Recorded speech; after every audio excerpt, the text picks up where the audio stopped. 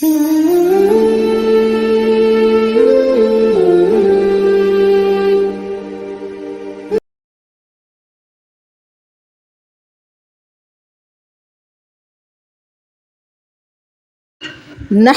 ونصلی علی رسولہ الکریم، اما بعد فاعوذ باللہ من الشیطان الرجیم، بسم اللہ الرحمن الرحیم۔ بسم اللہ الرحمن الرحیم۔ سورہ آل عمران آیت 186۔ لا تبلغن فی اموالکم وانفسکم ولا تسمعن من الذین اوتوا الکتاب من قبلکم ومن الذین اشرکوا اذى کثیرا وَإِن تَصْبِرُوا وَتَتَّقُوا فَإِنَّ ذَلِكَ مِنْ عَزْمِ الْأُمُورِ۔ اس کی ورڈ ٹو ورڈ ٹرانسلیشن دیکھیں گے، لَتُبْلَوُنَّ، تم ضرور آزمائے جاؤ گے، فی میں اموالکم، اپنے مال، وا اور انفسکم، اور اپنی جانیں، وا اور تسمعن، وا اور لتسمعن، اور ضرور سنو گے، من سے الذین، وہ لوگ جنہیں اوت الکتاب، کتاب دی گئی، میں قبلکم، تم سے پہلے، وا اور من سے الذین اشرکوا، جن لوگوں نے شرک کیا، اذن، دکھ دینے والی، کثیرن، بہت، وا اور ان اگر تصبروا، تم صبر کرو، وا اور تتقوا، پرہیزگاری کرو، فپس ان، بے شک، ذالکا، یہ، من سے عزم، ہمت، الاموری، کام، یعنی کہ کام کی جمع ہے یہاں پر، پلورل ہوگا، سنگولر نہیں، امور زیادہ کام، ایک سے زیادہ کام۔ اس کی ٹرانسلیشن ہے، تم ضرور اپنے مالوں اور جانوں کے بارے میں آزمائے جاؤ گے، اور تمہیں اپنے سے پہلے اہل کتاب اور مشرکوں سے بہت سی تکلیف دہ باتیں سننی پڑیں گی۔ اگر تم صبر کر لو اور پرہیزگاری اختیار کرو تو بلا شک یہ بڑی ہمت کا کام ہے۔ سب سے پہلے کنیکشن دیکھیں گے ہم پچھلی آیات سے۔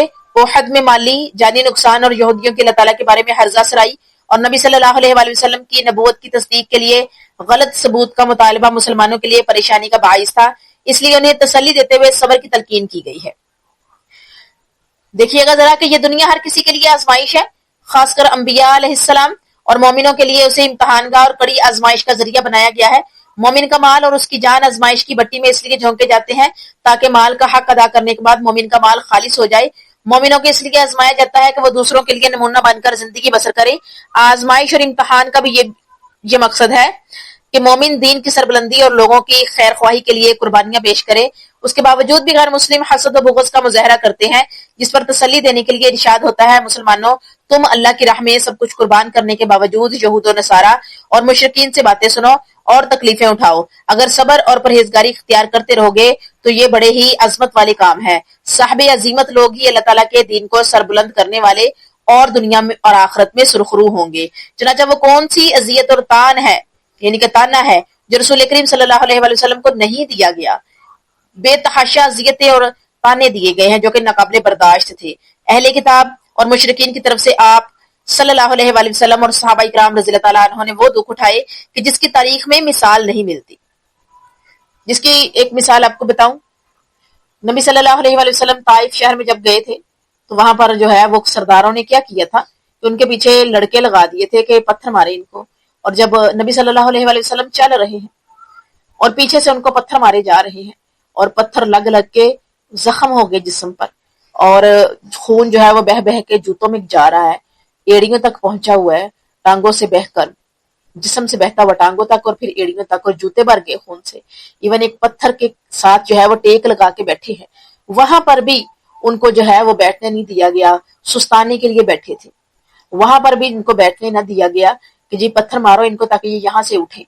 اور بتایا جاتا ہے، تصویر میں بھی دیکھا، ویڈیو میں بھی دیکھا کہ اس پتھر پر نبی صلی اللہ علیہ وآلہ وسلم کے خون کے نشان جو ہے وہ آج بھی موجود ہیں، اور وہ پتھر جو ہے وہ وہاں پہ موجود ہے، اس پر نشان خشک ہو چکا ہے لیکن خون آج بھی موجود ہے۔ اور اس کے علاوہ اوپر سے ایک پتھر پھینکا جا رہا تھا سرداروں کی طرف سے علاقے کے، تو اس پتھر کے حوالے سے بھی جو ہے وہ انفارمیشن ہمیں ملتی ہے تاریخ کی کتابوں سے۔ اس کے علاوہ حضرت بلال رضی اللہ تعالیٰ عنہ کہ اسلام قبول کرنے کے بعد غلام تھے، حبشی غلام تھے، اس قدر ان کو جو ہے وہ ٹیس کیا گیا، انہیں تکلیفیں دی گئی، اذیتیں دی گئی، گرم ریت پر بھری دوپہر میں سخت گرمی میں لٹایا جاتا، کوئلوں پر چت لٹایا جاتا، اور پھر یہ کہ وہاں لٹا کے ان کے اوپر بھاری پتھر رکھ دیا جاتا، اور پھر یہ کہ ہاتھوں کو تکلیف دی جاتی، بے تحاشا اذیت برداشت کی حضرت بلال حبشی رضی اللہ تعالیٰ عنہ نے۔ یہ تو موٹی موٹی دو مثالیں آپ کے سامنے رکھی ہیں میں نے، اور ان گنت مثالیں سیرت نبی صلی اللہ علیہ وآلہ وسلم سے آپ کو ملے گی۔ مسائل دیکھتے ہیں اس آیت کے کہ مسلمانوں کو مال اور ان کی جانوں کے ساتھ ضرور آزمایا جائے گا۔ نمبر 2، یہود و نصارہ اور مشرکوں سے مسلمان بڑی تکلیفیں اٹھائیں گے۔ نمبر 3، تکالیف پر صبر کرنا اور گناہوں سے بچنا بڑے عظیم کام ہے۔ یہ ہے جی ہماری آیت نمبر 186 جو کہ یہاں پر کمپلیٹ ہوتی ہے۔ الحمدللہ آگے چلتے ہیں ہم۔ بسم اللہ الرحمن الرحیم، سورہ آل عمران آیت 187۔ وَإِذْ أَخَذَ اللَّهُ مِيثَاقَ الَّذِينَ أُوتُوا الْكِتَابَ لِتُبَيِّنُنَّهُ لِلنَّاسِ وَلَا تَكْتُمُونَهُ فَنَبَذُوهُ وَرَاءَ ظُهُورِهِمْ وَاشْتَرَوْا بِهِ ثَمَنًا قَلِيلًا فَبِئْسَ مَا يَشْتَرُونَ۔